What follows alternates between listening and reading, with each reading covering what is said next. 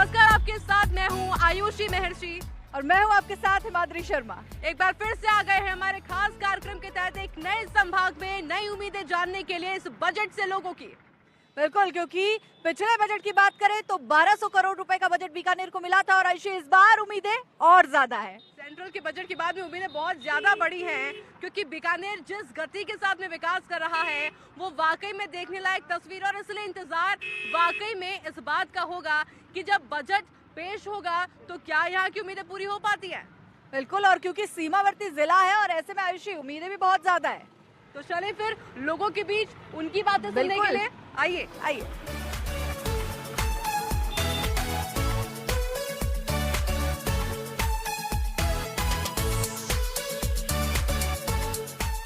आयुषी, कुछ ही देर में हमारा जो बजट आपके द्वार का काफिला है वो बीकानेर पहुंच जाएगा और ऐसे में सबसे खास बात ये रहेगी कि बीकानेर जब हम पहुंचेंगे तो वहां पर मिलेंगे हमको वो लोग जो बताएंगे कि बजट से क्या उम्मीद है, और साथ ही साथ वहां पर मिलेगा लजीज भुजिया और रसगुल्ले भी।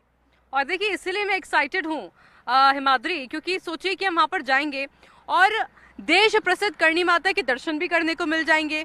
लोगों की थिंकिंग क्या है, उनकी मांगे क्या है, उन घोषणाओं को लेकर जो कि उस बजट के पिटारे में खुलेगी। इसके अलावा स्वाद का तो आप जिक्र कर ही चुकी हैं, उसको लेकर भी मेरे में एक्साइटमेंट काफ़ी ज़्यादा है कि आखिर बीकानेर के लोग जो कि इस वक्त कहते हैं ना कि विकास के पथ पर जो लगातार आगे बढ़ रहा है बीकानेर, वहाँ के लोग क्या सोचते हैं, कैसे सोचते हैं और किस तरह का विकास वो चाहते हैं। महिलाएं, युवा, शिक्षा, मेडिकल, ये तमाम फैसिलिटीज़, क्योंकि हम लोग खुद वहाँ पर, मैं चाहती हूँ कि बीकानेर की हर गली को हम घूमें और जाने की जो मांगे हैं पिछले बजट की जो सरकार थी, जो भुजलाल सरकार के द्वारा घोषणा की गई थी, वो कितनी सच्ची साबित हुई है धरातल पर और अब क्या होना बाकी है। बिल्कुल आयुषी, और ये जानना भी बेहद जरूरी है क्योंकि जब बीकानेर की हम बात करते हैं तो बात होती है एक सीमावर्ती जिले की, और वैसे में जानना ये भी जरूरी है कि सीमावर्ती जिले के लिए सरकार क्या कुछ खास लेकर आने वाली है। चलिए।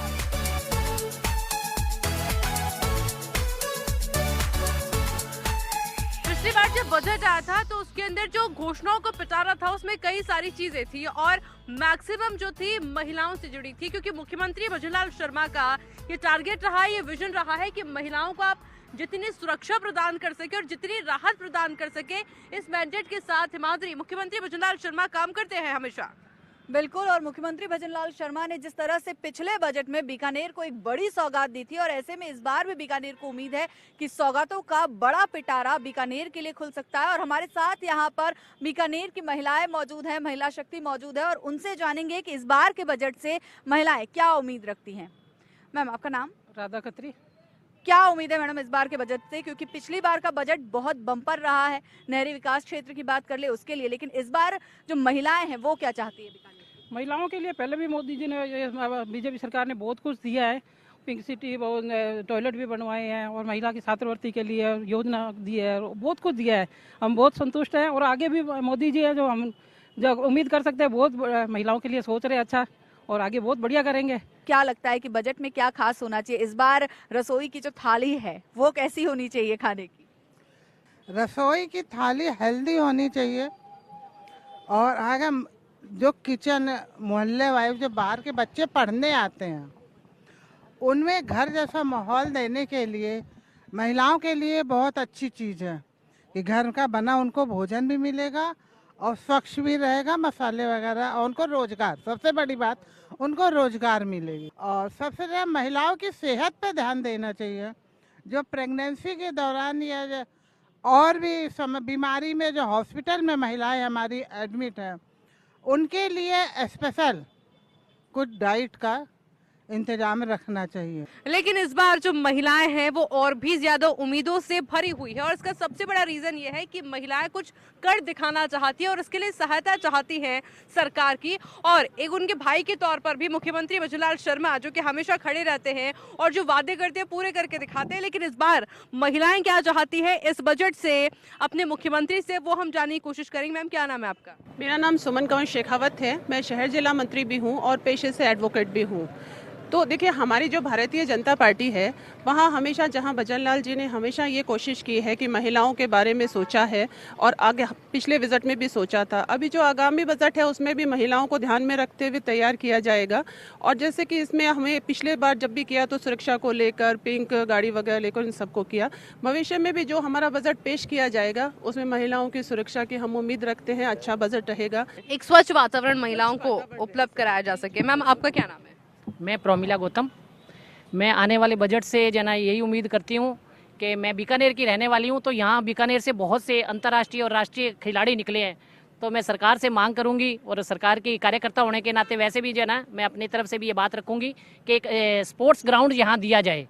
और दूसरा जो है महंगाई है, तो महंगाई की तरफ ध्यान दिया जाए, थोड़ा सा महंगाई और नीचे आ जाए। और प्रमिला जी, मेरा आपसे सवाल रहेगा, क्योंकि आप एक गृहिणी भी है, आपको रसोई भी संभालनी है, आपको रसोई का बजट भी हैंडल करना है, तो आपको लगता है कि पिछले बजट से आपके रसोई के बजट थोड़ा सा संभला था और अब आपको थोड़ी सी और राहत की उम्मीद है? बिल्कुल राहत की उम्मीद रहेगी, अच्छी राहत मिलेगी, मुझे उम्मीद है आने वाले बजट से। मैम, आपका नाम क्या है? मैं डॉक्टर मीना आसुपा, और मैं बेटी बचाओ बेटी पढ़ाओ में भी बहुत काम की। तो मैं एक्चुअली उम्मीद करती हूँ कि हमारा सीएम वैसे भी महिलाओं के लिए बहुत प्लानिंग करते हैं, और हमें पूछते भी रहते हैं महिलाओं को भी कि आप आगे चाहते क्या है। एजुकेशन होना चाहिए फीमेल्स के लिए, ताकि वो आगे जाकर एक फीमेल एंटरप्रेन्योर बने और सोशल वर्क में अपने खुद के आत्मनिर्भर बन के अपना बिजनेस को, अपना छोटे छोटे वर्क करके आगे बढ़े। हेल्थ बहुत इंपॉर्टेंट है महिलाओं को, तो बजट महिलाओं के लिए, हेल्थ के लिए आई प्रेफर कि उनको बजट होना चाहिए हेल्थ के लिए, जाके महिलाओं को इजी मेडिसिन मिले, अपने इन्वेस्टिगेशंस जो भी हो वो फ्री हो, और बहुत कुछ आगे उनका हेल्थ से connected, mental and physical health both, that is what my preference. क्या उम्मीद रखते हैं भजनलाल सरकार से कि किस तरह का ये बजट होगा और महिलाओं के लिए इस बजट में क्या खास हो सकता है? महिलाओं के लिए मैं ये चाहूँगी कि भजनलाल जी ने हमारी महिलाओं के लिए बहुत ज़्यादा कुछ प्राथमिकता दी है, लेकिन अब ये चाहती हूँ कि जब महिलाएं बाहर जाती है तो उनको टॉयलेट की और इनकी भी सुविधा दी जाए, और वो सुविधा स्वच्छ हो। कुल महिलाएं उड़ना चाहती हैं, उड़ान भरना चाहती है, और उन उड़ानों को क्या लगता है कि इस बार के बजट में पंख मिलेंगे? बिल्कुल मिलेंगे, यही उम्मीद करते हैं। पहले भी मिले थे भजनलाल सरकार जी की, इस सरकार के लिए हम उम्मीद करते हैं कि भजनलाल जी महिलाओं के लिए पहले भी किए थे, इस बार भी बहुत करेंगे। और मैं खास तौर पर ये चाहूँगी कि मध्यम वर्ग की जो महिलाएं हैं उनमें थोड़ा सा ये रहता है कि उनको रिलीज की कमी होती है, तो सरकार से ये चाहूँगी कि उन महिलाओं के लिए कुछ ऐसे कैंप लगाए जाए, ताकि उनको समय समय पर वो जो है उनकी जानकारी मिलती रहे रोजगार की, और उससे वो क्या अपने सपनों को उड़ान भर दे। बिल्कुल, महिलाएं कुछ करना चाहती है आयुषी, और उड़ान भरना चाहती है, और उम्मीद यही लगा रहे हैं कि इस बार जो आम बजट राजस्थान का आएगा उसमें महिलाओं को उड़ने के लिए पंख जरूर दिए जाएंगे। तो चलिए और भी लोगों से बात करते हैं। माधुरी, आइए। तो आयुषी, बीकानेर चौपाटी पर इस वक्त हम लोग पहुंच गए हैं, और इस बार बीकाना में बजट में क्या कुछ खास रहने वाला है ये यहाँ पर हम जानेंगे कि कैसा बजट इस बार का रहेगा और क्या उम्मीद है, क्योंकि पिछली बार बम्पर बजट बीकानेर को मिला था। फिर चाहे डिजिटल बीकानेर की बात की जाए या फिर स्मार्ट सिटी की बात की जाए, वो तमाम घोषणाएं थी जो कि पिछले बजट में की गई थी। शिक्षा, चिकित्सा, रोजगार जैसे कई सारे मुद्दे थे जो पिछली बार उठे थे, और उनको पूरा काफी हद तक किया गया था। लेकिन जमीनी हकीकत क्या है, वो वादे कितने पूरे हुए हैं, और अब भजनलाल सरकार से क्या कुछ उम्मीद लगाए बैठे हैं बीकानेर वासी, ये जानना बहुत जरूरी है। बिल्कुल, और ये जानना भी बहुत जरूरी है आयुषी। और अब फटाफट हम लोग शुरुआत भी करते हैं कि क्या बीकानेर चाहता है, क्या इस बार मिलना चाहिए। सबसे पहले मैं सर, बीजेपी दिया, इसको हटाना पड़ेगा। तो देखिए, बीकानेर आए हैं तो बीकानेर का साफा पहनना भी बनता है, तो बीकानेर का साफा भी आयुषी पहनना बनता है जब बीकानेर पहुंचे हैं, क्योंकि साफा आन बान और शान है राजस्थान की, आगे परंपरा है, प्राचीन इतिहास। देखिए होता है, क्योंकि माधुरी आप देखेंगे कि जब भी कभी स्वागत किया जाता है तो राजस्थानी साफे से ना हो ऐसा हो नहीं सकता, और इसकी भी शुरुआत तो शुभ हो चुकी है आपके लिए। तो बिल्कुल, और बहुत बहुत शुक्रिया सर इस शानदार साफे के लिए। और सबसे पहले पिछली बार के बजट को हमने देखा, 1200 करोड़ रुपए की सौगात मिली थी, और खास तौर पे नहरी क्षेत्र की अगर बात की जाए तो बम्पर बजट बीकानेर को मिला था। और ऐसे में इस बार क्या उम्मीद आप बजट से लगा रहे हैं? भजनलाल जी की सरकार ने जितना काम करवाया और उसको आप उंगलियों पे गिन नहीं सकते। हमारे यशस्वी प्रधानमंत्री मोदी जी और उनके नेतृत्व में और हमारे भजन लाल जी के नेतृत्व में जिस तरह से राजस्थान और पूरे भारत का विकास हो रहा है, विकसित भारत और विकसित राजस्थान की तर्ज पर जो ग्रोथ चल रही है हमारी, आप यहाँ बीकानेर में, आप मीडिया के बंधु हैं, आप बीकानेर में घूम के देखिए, इतनी क्वालिटी वाइज रोडें बन रही है। उधर हमारा आरओ भी बन रहा है, एक लालगढ़ जो पहले बहुत समय से पहले बंद था, इन कांग्रेस के टाइम में बंद था और वो आज वो शुरू है। बीकानेर वाकई में स्मार्ट सिटी बन पाया sir? Madam, Bikaner smart city की घोषणा इस बार हो जाएगी। बीकानेर अब केवल भुजिया और नमकीन के लिए भी नहीं पहचाना जाता, अब ये बीकानेर जो है वो लॉजिस्टिक और ग्रीन एनर्जी का हब बन चुका है। ये सारी देन जो है वो हमारे माननीय मोदी जी और भजनलाल सरकार की है। बीकानेर के आज युवाओं को इतना बड़ा सोलर हब बना है कि युवाओं को रोजगार मिल रहा है। बीकानेर पूरे में नई सिविल लाइन डली है, जो 2080-70 में जो सिविल लाइन डली थी वो हटके आज पूरी जो कॉलोनियाँ बीकानेर का विकास हो गया। बीकानेर जो है वो क्षेत्रफल की दृष्टि से चारों तरफ फैल गया है। हर क्षेत्र में सिविल लाइन का काम हो रहा है, नई क्वालिटी की यहाँ पर सड़कें बन रही है और जहाँ भी जरूरत है वहाँ सीसी रोड बन रही है, उनकी डेप्थ 2 फीट के ज़्यादा रखी है। 2047 को विकसित भारत में ये सड़कें और ये सिस्टम काम आए, उसको लेकर के बनाया। आज का बीकानेर, अभी का बीकानेर क्या चाहता है राजस्थान सरकार से? देखिए मैडम, राजस्थान सरकार ने ऐतिहासिक कार्य किए। जैसे ही हमारे भाजपा की सरकार आई, भजनलाल जी के नेतृत्व में पर विधायक को 15-15 करोड़ रुपए विकास कार्य के लिए अतिरिक्त बजट दिया गया। दूसरा, सरकार ने बीकानेर विकास प्राधिकरण की घोषणा की। सर, मैं पिछले 1 साल का आपसे जिक्र करती हूँ कि जो पिछले साल घोषणा हुई थी वो कितनी घोषणा धरातल पर नजर आई है। मैं महिला को बात कर लूँ, उपभोक्ताओं को बात कर लूँ, उद्योगपतियों की बात कर लूँ, शिक्षा की बात कर लूँ, चिकित्सा की बात कर लूँ, कितनी नजर आई है धरातल पर? जी, पहले तो मैम आपका चैनल का स्वागत। मैं CR चौधरी, किसान मोर्चा देहात महामंत्री। राजस्थान में एक की लाल भजन लाल, ये नारा चल रहा है और आम जन तक इनकी योजनाएं जितनी भी है वो धरातल तक मैम, शिक्षा, पानी और जितनी सड़क ढाणी तक मैम पहुंच चुकी है। अब इनके अलावा और क्या है? क्या कहेंगे, क्या रहना चाहिए बजट में बीकानेर के लिए? भाई, सबसे पहले आपके चैनल का धन्यवाद देना चाहूँगा।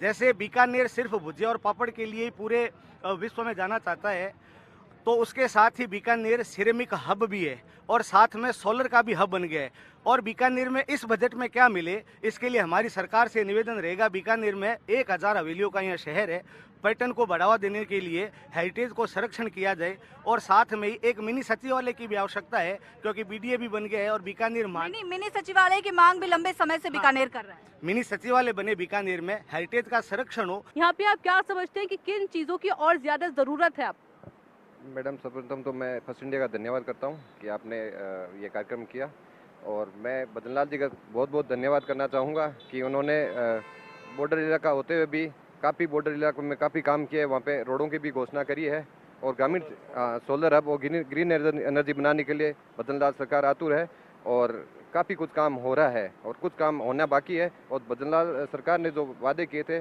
उनमें से 70% वादे आज पूरा कर चुके हैं, उनका भी धन्यवाद करता हूँ। सुझाव क्या है? आप अपनी तरफ से क्या सुझाव रखना चाहते हैं कि ये बदलाव हम चाहते हैं या फिर थोड़ी और मदद हम सरकार से चाहते हैं? मैडम, हम तो देखो जी किसान हैं, हमारा तो किसानों पर तो पूरा फोकस है ये भजनलाल जी का, तो अगर आप कुछ डिमांड करेंगे तो मुझे लगता है काफी हद तक पूरी होगी। बिल्कुल मैडम, हमारी काफ़ी मांगे हैं। जैसे अभी पहले एक तो हमारे अभी भी यूरिया की थोड़ी किल्लत थी, अब जाके वो पूर्ति होने लगी है, तो हमारी यूरिया DAP की किल्लत न हो, लाइट हमें टाइम से मिले। पिछले 2 सालों में जब से भजनलाल जी की सरकार है, ना तो किसी किसान ने कोई खुदकुशी की है, ना किसी भी किसान की जमीन नीलाम हुई है।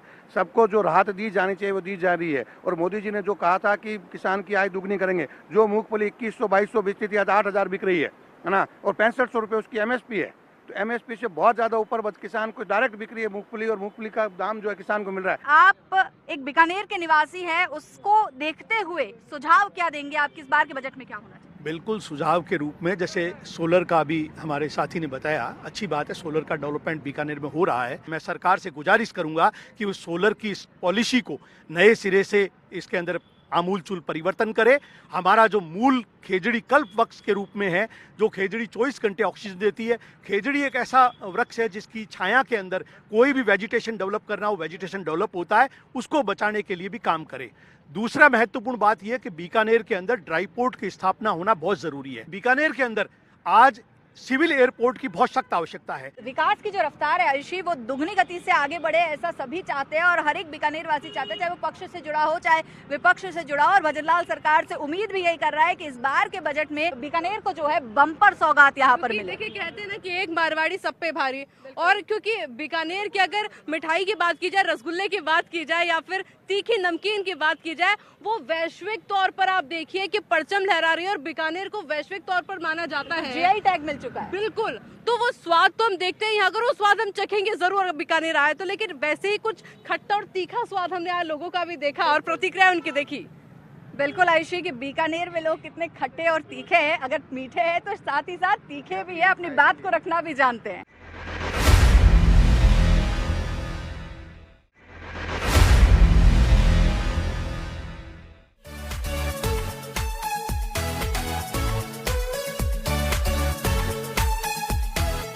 और हिमाद्री, अगर बीकानेर आए और यहाँ का स्वाद ना चखे, ऐसा तो हो नहीं सकता, क्योंकि आप सोचिए जब पूरी दुनिया बीकानेर का स्वाद चख रही है और हम यहाँ पे पहुँच के भी और बजट की चर्चा के दौरान यहाँ पे बात ना करें, ऐसा तो हो नहीं सकता ना। तो चलिए यहाँ पे पहले जुड़ते भी और बजट की चर्चा भी करेंगे और साथ में खाएंगे रसगुल्ले और बीकानेरी भुजिया भी। बिल्कुल, तो चले। बिल्कुल सर, क्योंकि स्वाद तो आप चखाएंगे हमको, हम चख के मानेंगे अगर यहाँ पे पहुँचे हैं तो, लेकिन मैं आपसे जानना ये चाहती हूँ कि बीकानेर के अंदर जो यहाँ की मिठाइयाँ हैं, जो नमकीन है, वो दूर दूर तक जा रही है और उसको लेकर के राहत काफी मिली है टैक्स को लेकर भी पहले के बजट के अंदर। अब आपकी क्या उम्मीदें हैं भजनलाल सरकार से? देखिए, भजनलाल सरकार ने पहले जैसे कि नमकीन स्नैक्स आइटम पर 12% टैक्स था, उसको घटा के 5% कर दिया है। वो उतना बहुत काफ़ी मतलब कि हम लोग के व्यापारियों के लिए बहुत बहुत अच्छा काम किया है। तो मैं उनका भजनलाल सरकार का आभार व्यक्त करता हूँ और आगे के लिए हम लोग ये चाहते हैं कि एक्सपोर्ट के अंदर उसके अंदर भजनलाल सरकार इसके अंदर थोड़े के हम लोगों को सुविधाएं और प्रदान करे, तो ये बीकानेर का जो प्रॉपरली व्यवसाय है नमकीन भुजिया पापड़ का, उसको थोड़ा प्रगति और मिले। यानी कि जो डिस्टेंस है, जो दूरी है, वो और दूर दूर तक वहाँ पर जाती हुई नजर आए। क्या आपको लगता है कि पिछले बजट में जब टैक्स कम किया गया था भजनलाल सरकार की, तो उसके बाद में थोड़ी राहत मिली है? हाँ जी, बहुत राहत मिली है। उसके कारण व्यवसाय में काफी फर्क पड़ गया, क्यों रेट वाइज भी कम हो गया, तो आम जनता, आम नागरिक, निम्न वर्ग वाले भी इसको खाने लग गया इसको।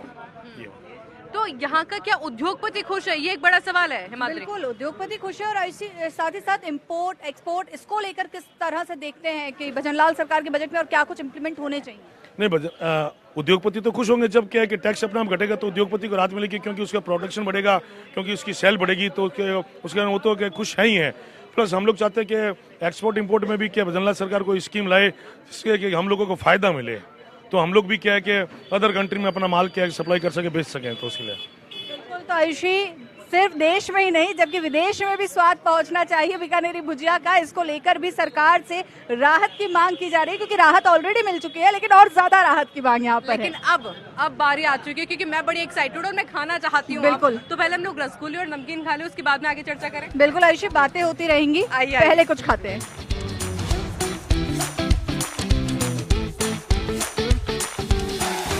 तो हिमाद्री, बाकी में मजा आ गया, क्योंकि मैं सही बता रहा हूँ, मैं बीकानेर आने के लिए एक्साइटेड इसलिए थी ताकि मेरे को ये रसगुल्ले का स्वाद चखना पड़े। बीकानेर ही नहीं, जयपुर से भी यही डिमांड है कि आते वक्त रसगुल्ले जरूर लेकर आना, नमकीन भी। बिल्कुल, क्योंकि मैंने कहा ना, यहाँ का स्वाद कुछ ऐसा है, मीठा भी और तीखा भी। तो जैसे आपको तीखा लगे बिल्कुल वैसे आप ये मीठे मीठे रसगुल्ले खा सकते हैं। और यहाँ के रिएक्शन भी आप देखिए कुछ इसी तरह के थे। बिल्कुल, और बातें भी जो है ना वो काफी चटपटी सी बातें यहाँ पर है। तो इसलिए देखिए, बीकानेर की बात की जाए तो यहाँ के लोग खुश तो काफ़ी हैं, और विकास तो हम देख ही रहे हैं, हमने रोड देखी, हमने यहाँ पे रोजगार देखा लोगों के लिए, ये तो है ही। और जिस तरह का मार्केट यहाँ पर मैं कहूँ कि मिठाइयों का है, नमकीन का है, सेम का है, ये तो बढ़ रहा है। और इससे पिछले क्योंकि हम बात करें कि पिछले बजट में से राहत इतनी मिली है कि ये डबल होता हुआ, दुगुना होता हुआ नजर आ रहा है। आप बीकानेर आओ और भुजिया ना खाओ, ऐसे नहीं, हाथ में लीजिए, बहुत बढ़िया। और अब मैं समझी कि जब हम यहाँ पे पहुँच रहे थे तो क्यों हमारे पास में इतने कॉल्स आ रहे थे कि आओ तो भुजिया और नमकीन जरूर ले आना। तो साथ ही साथ भुजिया, यही वो है जिसकी डिमांड यहाँ पर लगातार देखने को मिल रही है। और इसलिए अब स्वाद तो हमने चख लिया, अब जरा लोगों का स्वाद चख लें बात कि भी कर उनके लेते हैं। स्वाद क्या कहता है आगामी बजट को लेकर। आइए चलिए।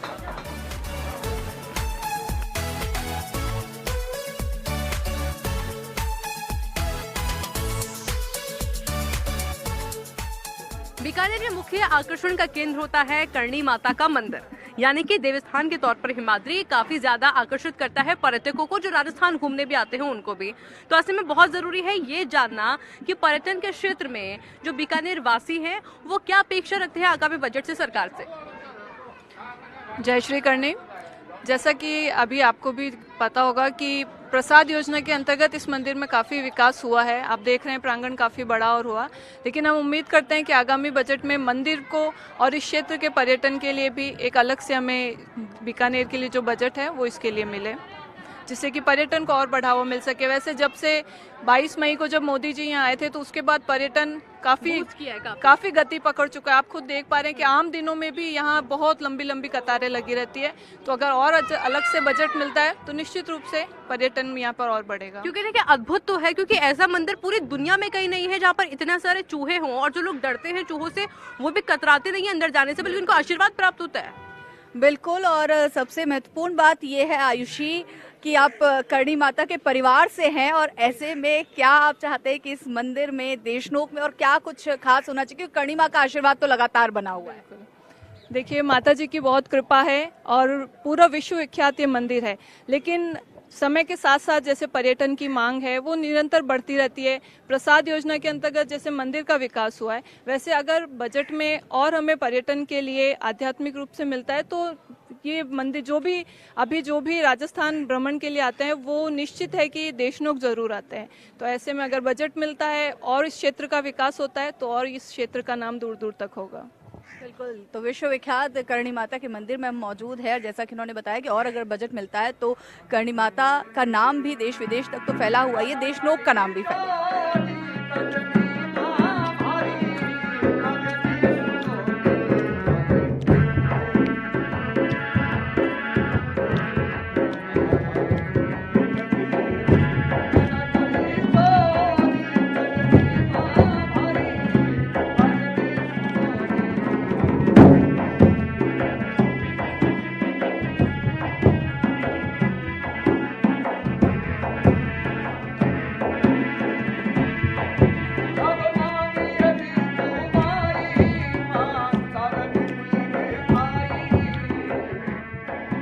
आयुषी बीकानेर पहुंचे और विश्व प्रसिद्ध करणी माता के मंदिर के अगर आपने दर्शन नहीं किए तो फिर आपका बीकानेर आना एक तरह से विफल है। तो बीकानेर आने के बाद हमने बात की बजट पर, हमने जो है रसगुल्ले और भुजिया का स्वाद भी हमने यहाँ पर लिया, और ऐसे में अब जाते जाते करणी माता के दर्शन करना तो बेहद जरूरी था। क्योंकि देखिए माँ करणी की धरती है बीकानेर, और यहाँ पर हम पहुंचे और वाकई में हमने जाना कि बीकानेर के अंदर शिक्षा, चिकित्सा, युवा वर्ग, उद्योगपति, ये लोग क्या चाहते हैं, कृषि क्या चाहता है, किसान क्या चाहता है, पक्ष क्या चाहता है, विपक्ष क्या चाहता है इस आगामी बजट को लेकर।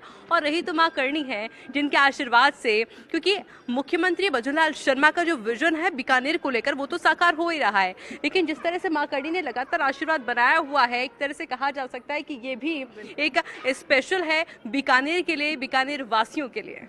बिल्कुल। और बेहद जरूरी भी है, क्योंकि माँ करणी का आशीर्वाद आज से नहीं आयुषी कई सालों से बीकानेर पर लगातार बना हुआ है और बना हुआ रहेगा। तो ये देखने वाली बात होगी कि जब बजट पेश होता है तो प्रसाद के रूप में क्या कुछ मिलता है बीकानेर को, क्या उम्मीदें पूरी हो पाती है बीकानेर की, ये देखने वाली बात होगी। तो इस कार्यक्रम में फिलहाल के लिए इतना ही, हमें दीजिए इजाजत, क्योंकि अब आपको मिलेंगे एक अलग संभाग में, वहां पर लोगों से उनकी उम्मीदें जानने के लिए। जय मां करणी।